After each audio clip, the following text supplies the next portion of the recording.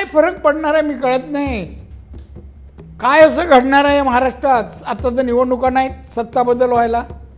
हां, ग्रामपंचायतीच्या आहेत आणि नगरपालिकेच्या आहेत. हा, त्याच्यात रस असेल, पण त्यामुळे सत्ता येत नाही ना. 5 वर्ष तर 4.5-5 वर्ष. जर बाळासाहेबांना दैवत मानतात तर दोन भाऊ एकत्र येण्याचा तुम्हालाही आनंद झाला पाहिजे. केवढा आनंद होतोय, तुम्ही शब्दात सांगू शकत नाही एवढा आनंद होतोय.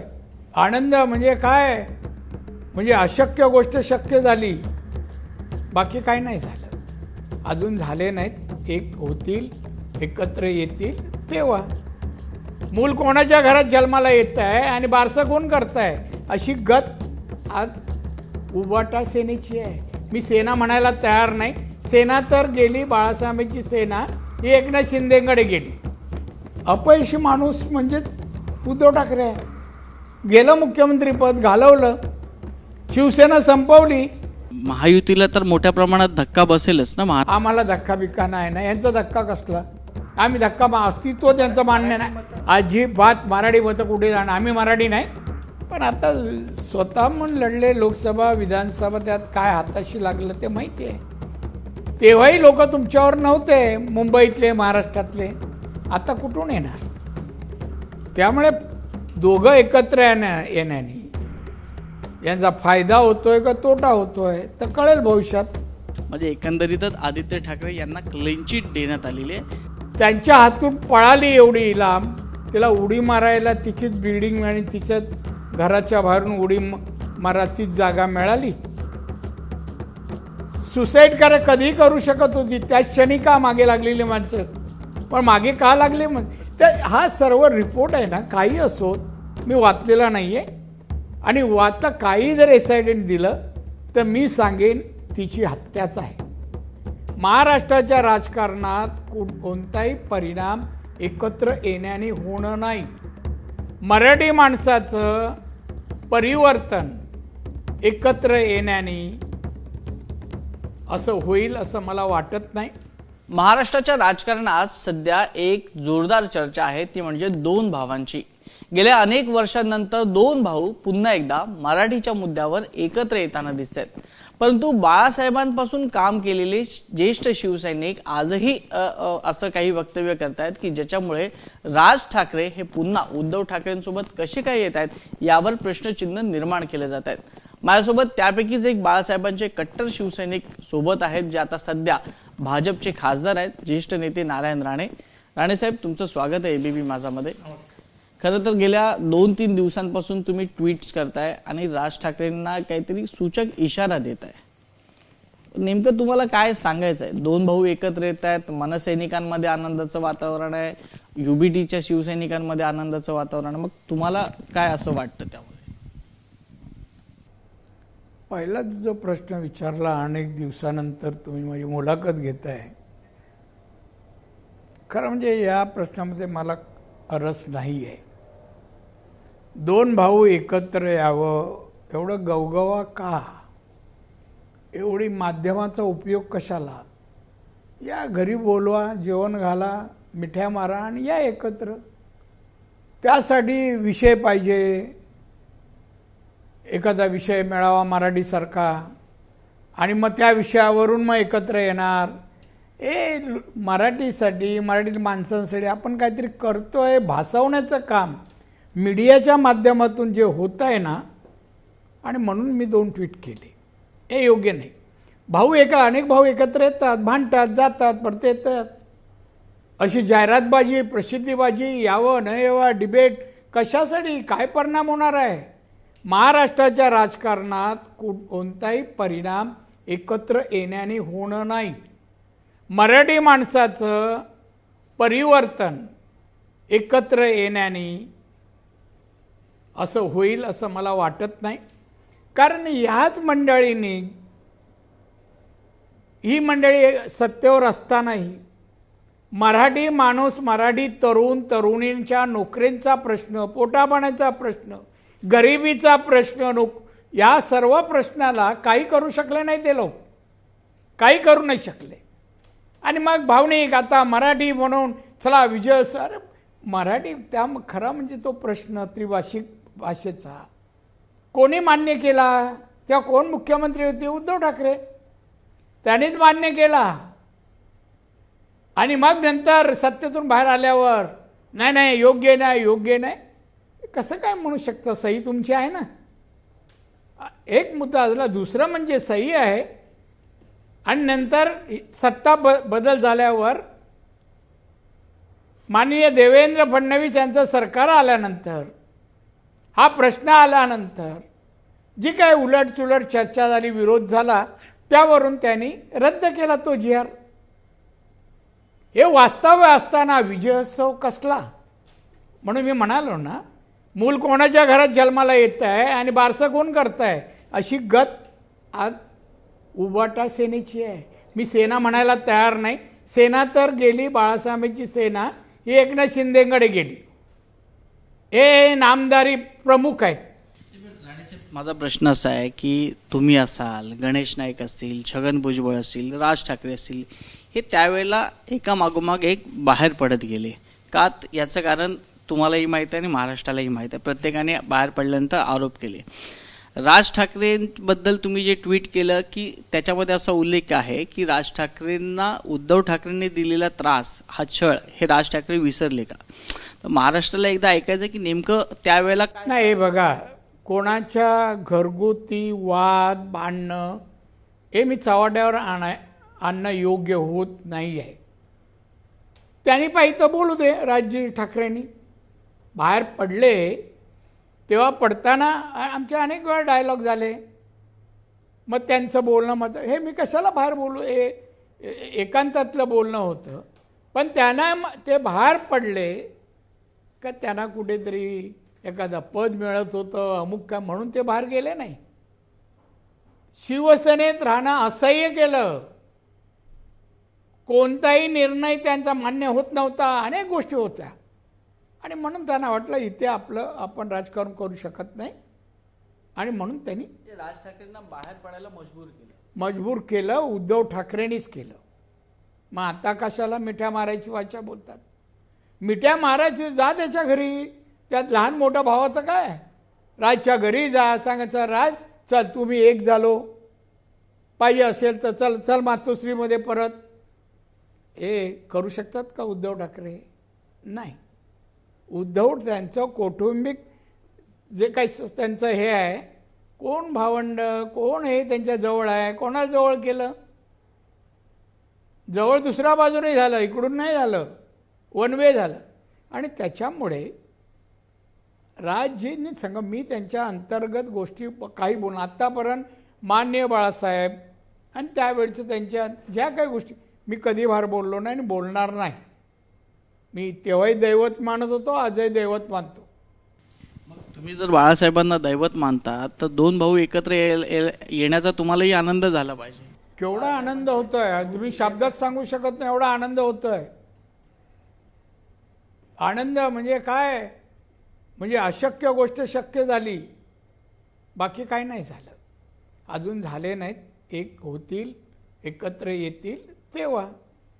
आणि एकत्र येऊ दे, नांदू दे ना, नांदू दे. मुंबई महानगर निवडणुका, आता मुंबईत किती टक्के मराठी राहिले, किती लोक ठेवलीत मराठी, त्यांचा कोणता प्रश्न, मराठी म्हणून जन्माला आलेली मराठी माणसाची शिवसेना, आज काय स्थिती आहे? माझा प्रश्न तोच आहे की 50-60 वर्ष झाली एकंदरीत या सगळ्या, 59 वर्ष तुम्ही सुरुवातीपासून काम करतायत. बाळासाहेबांच्या खांद्याला खांदा लावून तुम्ही, खांदा नाही, साहेबांच्या नेतृत्वाखाली काम केलं. आजही या पक्षाला मराठी माणसासाठी झगडावं लागतंय, भांडावं लागतंय.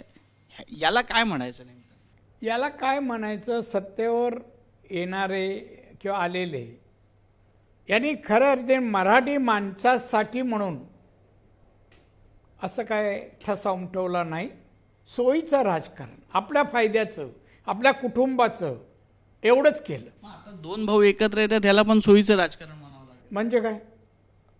आज सगळून दारुण पराभव झाल्यानंतर, अस्तित्व संपल्यानंतर त्यांना वाटतं एकत्र येऊन बघा मराठी माणसाला आम्ही एकत्र आलो. पण लोकांसाठी काय केलं? म्हणजे एकत्र हे दोघं येणं म्हणजे मराठी माणसाच्या जीवनामध्ये संसारामध्ये परिवर्तन कोणतं सांगावं ना. काय एक एक मिठाईचा पुडा तरी पाठवणार का प्रत्येक कुटुंबाला? स्वार्थासाठी एकत्र येतात. फक्त यांच्या स्वार्थासाठी. आणि यांनी बाळासाहेबांनंतरची सत्ता वैयक्तिक स्वार्थ, पैसा आणि पदासाठीच हिंदुत्वाला त्याग करून शरद पवार आणि काँग्रेसबरोबर गेले आणि मुख्यमंत्री झाले. उद्धव ठाकरे लोकसभेला लढले, विधानसभेला लढले. राज ठाकरे यांनी लोकसभेला भाजपाला पाठिंबा दिला, विधानसभेला स्वबळावर लढले. दोघांची ताकद महाराष्ट्राने पाहिली. आता दोघांची ताकद पाहिल्यानंतर दोघांचं अस्तित्व टिकवण्यासाठी हे सगळे प्रयत्न चालू आहेत. नाही, प्रयत्न चालू, अस्तित्व ते प्रत्येकजण करणारच ना. कोणी आपलं अस्तित्व टिकवण्याचा प्रयत्न करणार, पक्षाचं आणि आपलं. पण आता स्वतः म्हणून लढले लोकसभा विधानसभा, त्यात काय हाताशी लागलं ते माहिती आहे. तेव्हाही लोक तुमच्यावर नव्हते, मुंबईतले महाराष्ट्रातले. आता कुठून येणार? त्यामुळे दोघं एकत्र येण्याने यांचा फायदा होतोय का तोटा होतोय तर कळेल भविष्यात. पण महायुतीला तर मोठ्या प्रमाणात धक्का बसेलच ना. आम्हाला धक्का बिक्का नाही ना. यांचा धक्का कसला? आम्ही धक्का अस्तित्व त्यांचं मान्य नाही. अजिबात मराठी मतं कुठे जाणार? आम्ही मराठी नाही. आम्ही मराठी माणसाच्या नोकरीसाठी प्रत्येक गोष्टीसाठी आम्ही भांडतोय. हे करत नाही तेवढं आम्ही करतोय. त्यामुळे मराठी त्यांना मतं मिळतील हे मी नाही हे म्हणू शकत. मतं आम्हाला मिळतील. आज केंद्रात राज्यात विकासाची दिशा मोदींनी जी दिली आहे त्याप्रमाणे महाराष्ट्राची सरकार चाललं आहे. त्यामुळे प्रत्येकाचा हक्क, मराठी माणसाचा हक्क कोणी डावलायची कोणाची हिंमत नाही. मराठी माणसाला आम्ही समर्थ आहोत, कुठे असलो तरी समर्थ आहोत. तुम्ही दोघांनाही म्हणजे उद्धव ठाकरे आणि राज ठाकरेंना फार जवळून पाहिलं आहे, त्यांच्यावर तुम्ही काम केलेलं आहे, तुमचा चांगला अनुभव आहे दोघांचा. तुम्हाला माहिती आहे उद्धव ठाकरेंचा स्वभाव काय आहे. उद्धव ठाकरेंच्या स्वभावामुळे अनेक लोक लांब गेली, हे तुम्ही अनेक वेळा सांगितलेलं आहे. राज ठाकरेंना आता ज्या गोष्टी चालल्यात ते राज ठाकरे विसरलेत असं वाटतं तुम्हाला? आता तुम्हीच तर म्हणता सोयीचं राजकारण, त्यामुळे विसर असू शकतो ना. तर मी कसं सांगणार विसरले? मी त्यांच्या मनातलं मी कसं सांगणार? असेल नसेल, पण मी फक्त आठवण करून दिली. परत ते नको व्हायला. पूर्वी झालं ना ते आता नको व्हायला. बरीच काळ गेला आहे. पण तुम्हाला वाटतं की राज ठाकरेंच्या मनातून हे गेलं असेल त्यांच्या स्वभावाप्रमाणे, ते ज्या पद्धतीनं राजकारण करतात? ह्याच्यात पडायचं नाही मला. मनातून गेलं असेल का नाही. मी ज्योतिषी थोडा आहे. तुम्हाला एक दोन प्रश्न विचारतो. तुम्ही दोघांबद्दल आपला विषय चाललाय म्हणून. उद्धव ठाकरेंचे 2 चांगले गुण 2 वाईट गुण, राज ठाकरेंचे 2 चांगले गुण 2 वाईट गुण. उद्धव ठाकरेंचे पहिले. उद्धव ठाकरेचे चांगले गुण मला काही माहीत नाही.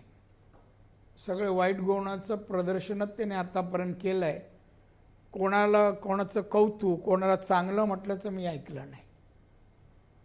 त्याच्या उलट राज ठाकरे अनेक जणांना प्रोत्साहित करणं, मदत करणं, सहकार्य करणं, चांगल्याला चांगलं म्हणण्याचं धाडस नाही. त्यांचा तो स्वभाव आहे. उदाहरणार्थ माझंही कौतुक त्यांनी केलं तुमच्या प्रेससमोर. त्यामुळे त्यांच्यात आहे. त्यामुळे ते जे त्यांच्यात नाही आहे त्यांच्यात आहे. तुम्ही असं एक काल म्हणालात की जर दोघे एकत्र आले तर उद्या युबीडीचे शिवसेना प्रमुख हे राज ठाकरे बनतील. नाही, हे म्हणालो नाही, अजिबात म्हणाल नाही. तुम्ही उगाच काय तोंडी घालू नका. ते माझा प्रश्न आहे का कोण बनावं म्हणून? काल तुम्ही असं म्हणाल की उद्धव ठाकरे नगण्य आहेत त्यांच्यासमोर. म्हणजे काय याचा अर्थ तो होतो तुलनात्मक.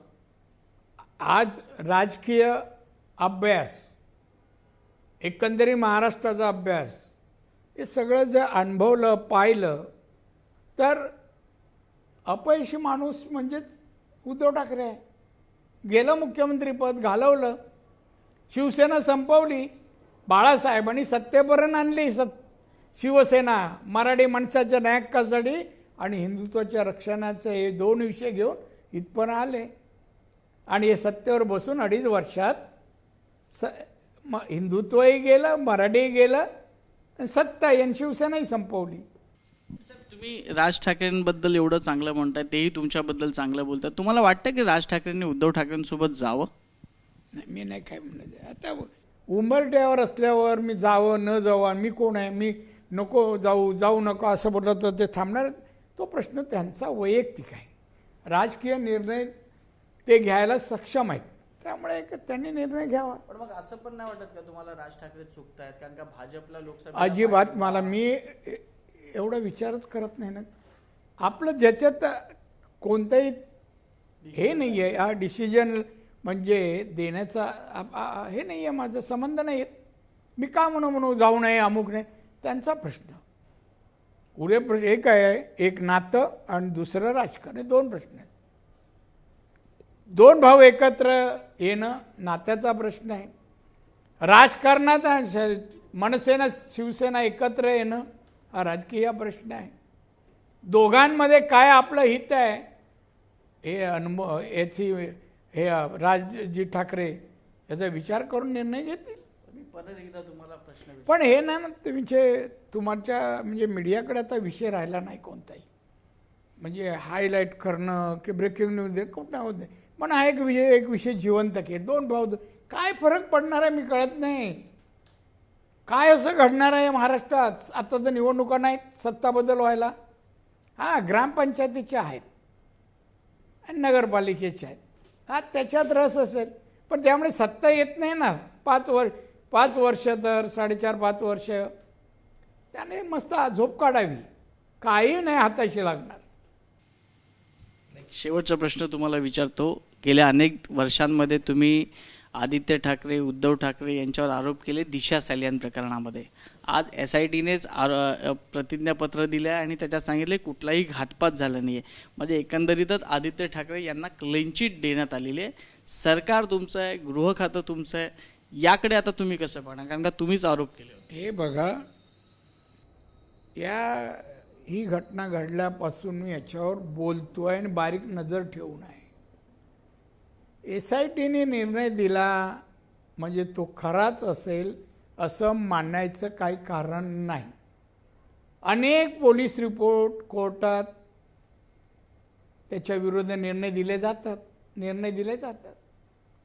आता ती त्यांच्या हातून पळाली एवढी लांब, तिला उडी मारायला तिचीच बिल्डिंग आणि तिच्याच घराच्या बाहेरून उडी मारा तीच जागा मिळाली. सुसाईड कधीही करू शकत होती, त्याच क्षणी का मागे लागलेली माणसं? पण मागे का लागले तर हा सर्व रिपोर्ट आहे ना, काही असोत, मी वाचलेला नाही आहे.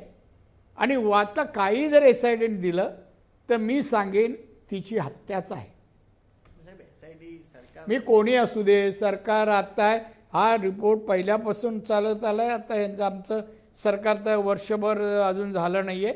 त्यामुळे मी सांगेन काही कोणाचं सरकार आणि कोणा सरकारमधल्या SITने जरी रिपोर्ट दिला तरी माझा विश्वास नाही.